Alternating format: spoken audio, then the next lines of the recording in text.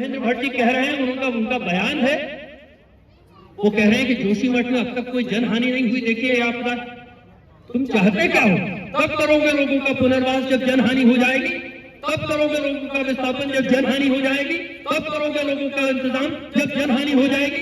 मौत का इंतजार कर रहे हो, तुम्हारी राजनीति है लोगों की लाशों पर खड़े होकर के मृत्यु तक पहुंचते हो।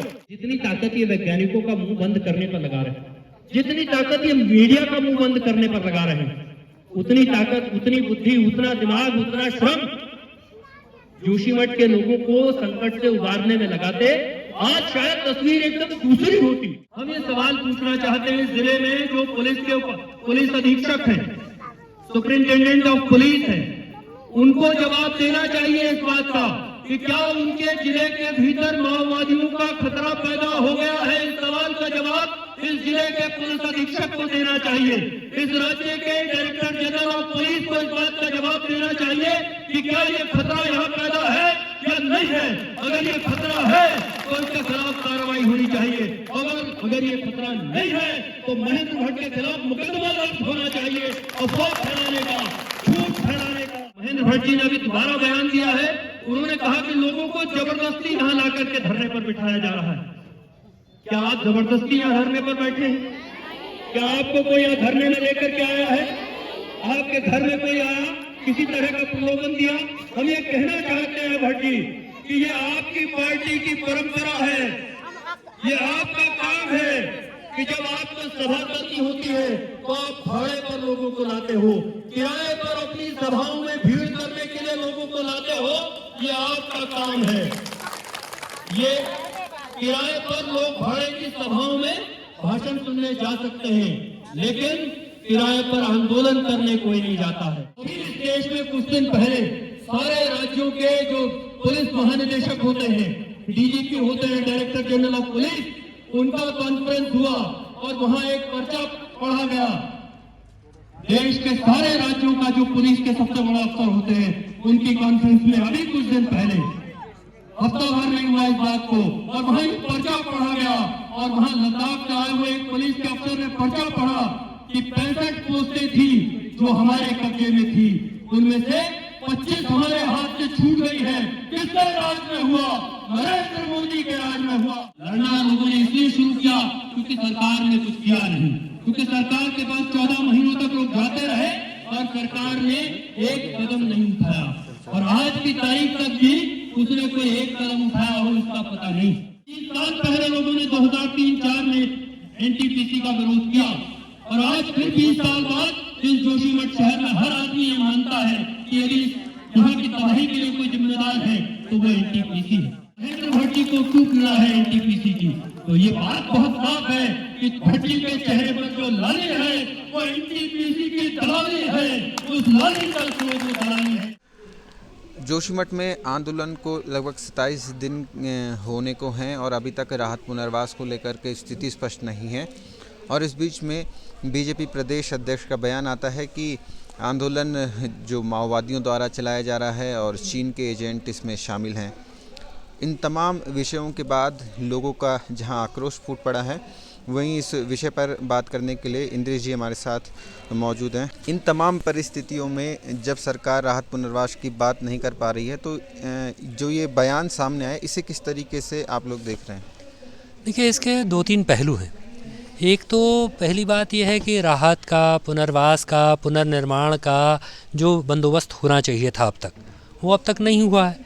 14 महीने तो लोग आंदोलन करते रहे, आंदोलन नहीं, शांतिपूर्वक सरकार के सामने अपनी बात कहते रहे, तो वो नहीं सुना गया। फिर इस महीने के शुरुआत से लोगों ने आंदोलन का रास्ता अपनाया। तो जिन 14 महीनों में लोग शांतिपूर्वक अपनी बात कह रहे थे, उन 14 महीनों में सरकार को उनकी बात सुन लेनी चाहिए थी। तब तो तबाही का आकार भी इतना बड़ा नहीं था, आपदा का आकार भी इतना बड़ा नहीं था, तो उनकी बात नहीं सुनी गई। और अब भी 27-28 दिनों के बाद भी राहत, पुनर्वास, पुनर्निर्माण का कोई आइडिया सरकार के पास नहीं है। यहाँ तक कि केंद्र को जो असेसमेंट भेजना है, यानी कि केंद्र सरकार को एसेस करके भेजना है कि कितना नुकसान यहाँ हुआ, उसका आकलन भी अभी नहीं भेजा जा सका है, पूरा महीना बीतने को है। तो इन सब पर ध्यान न जाए, इसके लिए ये भ्रामक बयान महेंद्र भट्ट जी ने दिया है।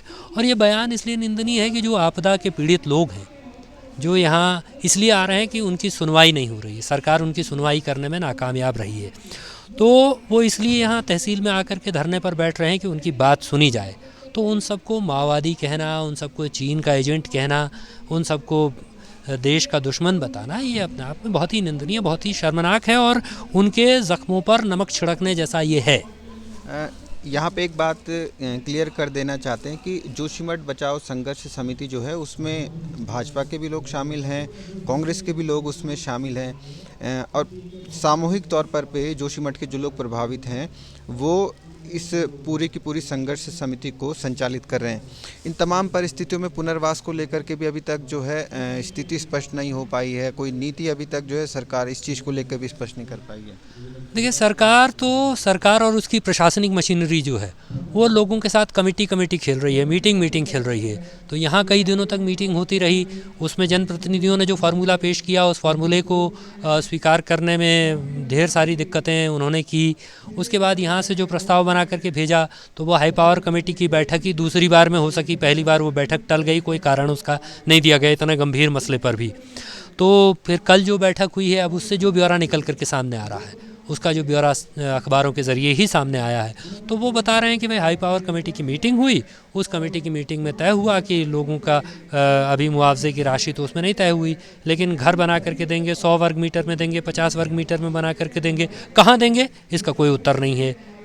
लेकिन उत्तर क्या है कि जिसको भी घर बना करके देंगे उसको अपनी ज़मीन की रजिस्ट्री सरकार के नाम पर करनी पड़ेगी। यानी कि लोगों को आप कहाँ देंगे ये तो अभी आपने तय नहीं किया, लेकिन उनकी ज़मीन लेने का आपने पहले तय कर लिया।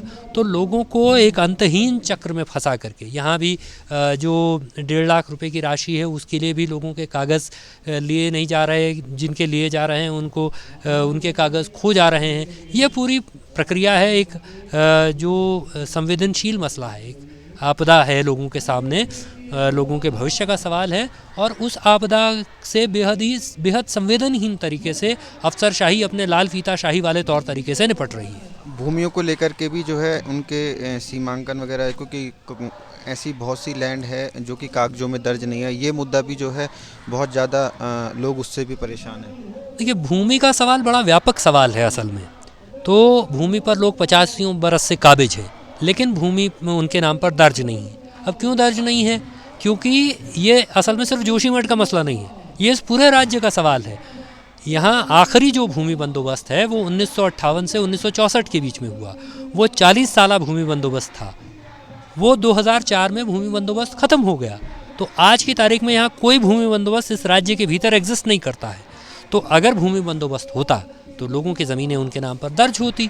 तो लोगों की ज़मीनें उनके नाम पर इसलिए न वो ज़मीनें इसलिए दर्ज नहीं हो पाई जिस ज़मीन पर वो 50 साल से काबिज हैं, क्योंकि भूमि बंदोबस्त नहीं हुआ। तो ये बहुत संवेदनशील मसला है। अतुल सती जी ने, संघर्ष समिति ने जाकर के डीएम के सामने ये बात रखी थी कि वो पटवारियों का एक दल नियुक्त करें और ऐसे लोगों को चिन्हित करें, उनकी शिनाख्त करें। लेकिन ये भी नहीं हो सका, प्रशासनिक मशीनरी से 3 पटवारी नहीं नियुक्त हुए। तो ये ज़मीन का मसला बेहद जटिल है और इसको भी ज़्यादा संवेदनशीलता के साथ इसको हल करने की ज़रूरत है। इसी परिस्थिति के बीच में आरोप लगाने के साथ एनटीपीसी के बचाव में भी कल पूरी की पूरी सरकार जो है वो नज़र आई। महेंद्र भट्ट हैं, उनका बयान आया कि विकास को बाधित करने को लेकर के तमाम चीज़ें हो रही हैं। देखिए, आंदोलन एनटीपीसी के ख़िलाफ़ इस शहर में 2003-04 में हुआ, जब वो परियोजना शुरू नहीं हुई थी। और अब लोग ये महसूस कर रहे हैं कि इस जोशीमठ की तबाही के लिए वो परियोजना जिम्मेदार है, लोगों की राय है और उस राय तक पहुंचने के लिए उनको 20 साल का उनका अनुभव है उसके पीछे। तो लोग जब ये कह रहे हैं तो वो कह रहे हैं कि भाई वैज्ञानिकों ने नहीं बताया अभी तक, तो वैज्ञानिकों ने ये भी नहीं कहा कि एनटीपीसी पाक साफ़ है, तो उसको क्लीन चिट देने की जल्दी क्यों है? कांग्रेस सरकार की शुरू की हुई परियोजना का बचाव में भट्ट जी क्यों उतर रहे हैं? क्या उनकी कांग्रेस से कोई मिली भगत है? तो असल में ये सब तो वो जो विनाशकारी विकास का मॉडल है, उस विनाशकारी विकास के मॉडल के ख़िलाफ़ लोगों के खड़े होने से उनको पीड़ा है। बाकी जो अनर्गल प्रलाप उन्होंने किया, लोगों को माओवादी बताया और जो सब कुछ कहा, वो अनर्गल प्रलाप की असलियत दरअसल यही है कि उनको इस परियोजना के ख़िलाफ़ लोगों के खड़े होने से बड़ी पीड़ा है। तो उस पीड़ा की अभिव्यक्ति ही वो है। वरना तो जो चीन का और ये सब उन्होंने कहा, तो चीन का अगर सवाल है तो ये प्रश्न है कि भाई चीन के साथ अभी इस देश का जो व्यापार है तो आप सोचिए कि 2021 में चीन के साथ भारत का व्यापार था 125 खरब डॉलर, 125 बिलियन डॉलर्स। 2022 में वो और बढ़ करके 135 बिलियन डॉलर हो गया। तो अगर देश की चीन के साथ ऐसी अदावत है भट्ट जी, तो उनकी डबल इंजन की सरकार में चीन के साथ व्यापार कैसे बढ़ रहा है? बड़े बड़े कंस्ट्रक्शन में काम चल वो सब उसमें इंक्लूडेड है। उसमें जो भारत का वहाँ निर्यात है वो कम है, वो बहुत मामूली है, और उनका जो इम्पोर्ट है इधर को, चीन का इम्पोर्ट है, उसकी संख्या बड़ी है। सबसे ज़्यादा बार चीन कौन गया पिछले 8 साल में? 17 बार तो नरेंद्र मोदी जी गए हैं चीन। शी जिनपिंग को झूला किसने झुलाया? मोदी जी ने झुलाया। शी जिनपिंग के साथ दक्षिण भारतीय परिधान पहन करके कौन घूमा? मोदी जी घूमे। ये किस्सा किसने सुनाया कि शी जिनपिंग ने उनसे कहा, उन्होंने शी जिनपिंग को बताया कि चीन का यात्री आया था और वो गुजरात में उनके गांव गया, और ये किस्सा फिर उन्होंने सुनाया कि शी जिनपिंग ने उनको बताया कि वो यात्री मोदी जी के गाँव से लौट करके शी जिनपिंग के गाँव गया। ये किस्सा किसने सुनाया? ये मोदी जी ने सुनाया। और पिछले 8 सालों में, जिस बात को मैं ज़ोर दे करके कह रहा हूँ कि पिछले 8 सालों में सबसे ज़्यादा बार चीन जाने वाले भारतीय जनता पार्टी के नेता लोग हैं। वहाँ की कम्युनिस्ट पार्टी के साथ ट्रेनिंग्स बीजेपी के लोगों की हुई हैं। तो इंटर पार्टी रिलेशन जो है, दो देशों की, इन दो विपरीत ध्रुवों पर खड़ी पार्टी, एक वामपंथी और एक दक्षिण पंथी पार्टी के बीच में जो बॉन्डिंग है वो पिछले 7-8 सालों में बढ़ी है। तो उनको जवाब देना चाहिए, उनको खुलासा करना चाहिए। तो एक सवाल अब यहाँ पे ये भी खड़ा हो रहा है कि अभी तक सर्वे रिपोर्ट सामने नहीं आ पाई हैं। अब कहा जा रहा है बहुत सारी एजेंसियाँ काम कर रही हैं। देखिए, सर्वे रिपोर्ट तो सरकार ने जिस दिन गैग ऑर्डर इशू किया, जिस दिन सरकार ने कह दिया कि एजेंसियों को अपने डेटा शेयर नहीं करने हैं, तो उसी दिन उन सर्वे रिपोर्ट्स की नियति तय हो गई कि उनको सरकार के हिसाब से लिखा जाना है। तो इसका मतलब क्या है? इसका मतलब ये है कि, और उसके बाद लोग बता रहे हैं कि चीफ सेक्रेटरी ने इंस्ट्रक्शन जारी किया कि लोगों को के रिपोर्टों में साम्यता होनी चाहिए, उसमें डिस्पैरिटी नहीं होनी चाहिए। तो अलग अलग एजेंसीज़ की रिपोर्टों में भिन्नता भी आप नहीं चाहते हैं, तो चाहते क्या हैं? अपने तरह का रिपोर्ट चाहते हैं। ये तय कर लिया तो फिर तो साइंटिस्टों को क्यों बैठाते हैं? वैज्ञानिक जाँच क्यों कराते हैं? स्टेनोग्राफर बैठाइए, उनको डिक्टेट करिए कि ऐसा ऐसा लिख दो। तो वैज्ञानिक परीक्षण अगर आप ठीक से नहीं करेंगे, वैज्ञानिक परीक्षण ईमानदारी से नहीं होगा, तो समाधान भी ठीक नहीं निकलेगा, समाधान भी गड़बड़ निकलेगा। तो ये सरकार की मंशा को भी जाहिर करता है कि वैज्ञानिक परीक्षणों के प्रति जो उनका दृष्टिकोण है, विज्ञान के प्रति उनका वैचारिक रूप से भी बैरभाव है, और यहाँ वैज्ञानिक परीक्षणों से भी उनका बैरभाव है। दरारें लगातार बढ़ने पे लगी हुई हैं और बयान इनके इस तरीके से आ रहे हैं कि अभी तक जो है कोई कैजुअल्टी नहीं हुई है, आपदा पूरी तरीके से कंट्रोल में है। देखिए, ये बहुत ही निंदनीय बयान है। आप चाहते क्या हैं? मतलब महेंद्र भट्ट जी ने भी कल जब कहा तो उन्होंने कहा कि कोई जनहानि नहीं हुई, तो तब कार्रवाई करेंगे जब जनहानि हो जाएगी, जब आपदा के संकेत दिखाई दे रहे हैं, जब लोगों के सिरों पर से छत जाने वाली है, उनका व्यापार व्यवसाय सब तबाह होने वाला है, तो तब आप कार्रवाई नहीं करेंगे, जनहानि होने के बाद ही जागेंगे। तो ये बहुत ही निंदनीय बात है। और जिस तरह से आंकड़ों को रोकने की कोशिश की गई है, जिस तरह से, मैं तो परसों माफ़ कीजिए कल ही एक जगह देख रहा था कि वो आए सर्वेयर और उन्होंने कहा नहीं, आपका घर तो ठीक ही दिख रहा है, आंखों से देख करके वो तय कर दे रहे हैं कि घर ठीक दिख रहा है। अब ये इस बात पर जोर है कि आंकड़ा नहीं दर्ज करना है, अब इस बात पर जोर है कि कागज़ किसी का नहीं लेना है। तो ये जो पूरा तौर तरीका है, इस तौर तरीक़ों को दुरुस्त करना चाहिए। लोगों के ज़ख्मों पर इस तरह से नमक नहीं छिड़का जाना चाहिए, लोगों के ज़ख्मों पर मरहम लगाने की इस समय ज़रूरत है। सरकार अभी तक ये तमाम सभी चीज़ों में फेलियर है और इन तमाम चीज़ों के बाद भी 4 धाम यात्रा को जो है एक किस्म से सॉफ्ट कॉर्नर के तौर पे पीछे बैक हैंड में रखते हुए फिर हमला कर रही है। देखिए, 4 धाम यात्रा हो, विंटर गेम्स भी हों, ये कौन नहीं चाहता? जोशीमठ में कौन है जो ऐसा नहीं चाहता? जोशीमठ में तो लोगों को इस बात से परेशानी है कि भाई उनका व्यापार व्यवसाय कारोबार सब ठप हो गया है। तो लेकिन वो टूटे हुए घरों में रहेंगे, वो दरकते सड़कों पर चलेंगे, तो क्या इससे 4 धाम यात्रा स्मूथ तरीके से हो सकेगी? क्या इससे होटल ऐसे शरणार्थी शिविर, राहत शिविर बने रहेंगे, तो क्या इससे 4 धाम यात्रा आसानी से, सुचारू तरीके से, सुगम तरीके से हो सकेगी? इस पर विचार करना चाहिए, इस पर गंभीरता से सोचना चाहिए। एक पूरे शहर को तबाह करके आप सोचेंगे, उसकी तबाही का इलाज किए बगैर आप सोचेंगे कि यात्रा करा लें, विंटर गेम्स करा लें, तो ये कैसे मुमकिन होगा? इस सवाल का जवाब देना चाहिए। तो बजाय इस तरह की अनर्गल बयानबाजी के उपचार के ठोस उपाय करने चाहिए, उपचार के लिए ठोस कदम उठाने चाहिए, तो वो नहीं कर पा रहे हैं, उसमें अक्षमता है, इसीलिए इस तरह के का अनर्गल प्रलाप है।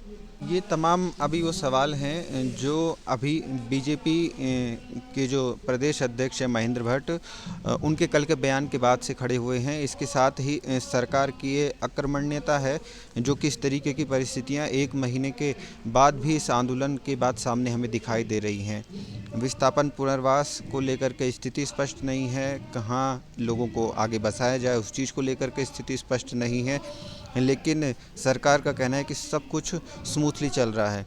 इन तमाम परिस्थितियों पर हमारी नज़र है और आगे जिस भी तरीके का जो भी अपडेट होगा वो हम आप तक पहुंचाते रहेंगे।